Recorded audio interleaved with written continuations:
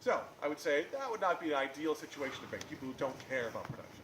For those that do care about production, then we get excited. And one of our goals for having you here today is to give you the width and breadth of what we're capable of. Then you communicate that to the students so they come prepared. Students who come who are not prepared, like, oh, it's just gonna be fun, learn about production.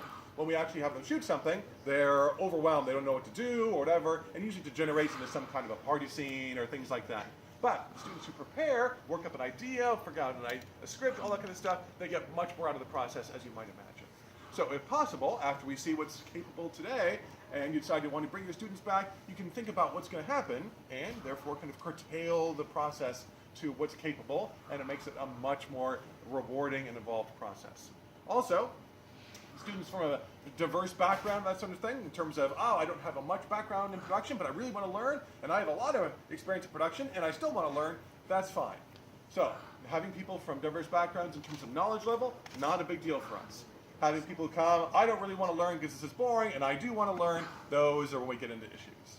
So, if you can, just bring the students who really are desperate to learn, and again, our goal is to give them knowledge.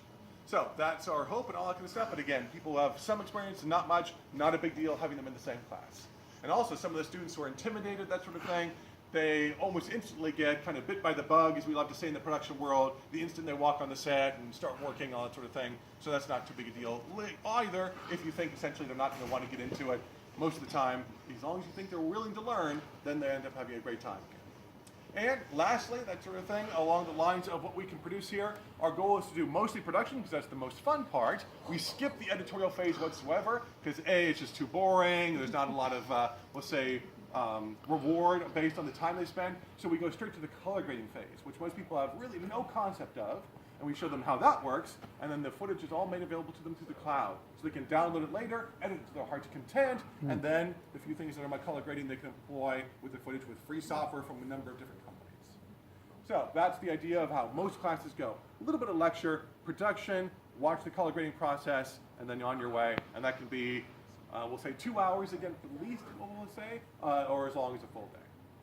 Cool? Okay, so now we'll pretend that we've done our little lecture part, that sort of thing. Now let's go and do the fun production part. So now we get to watch.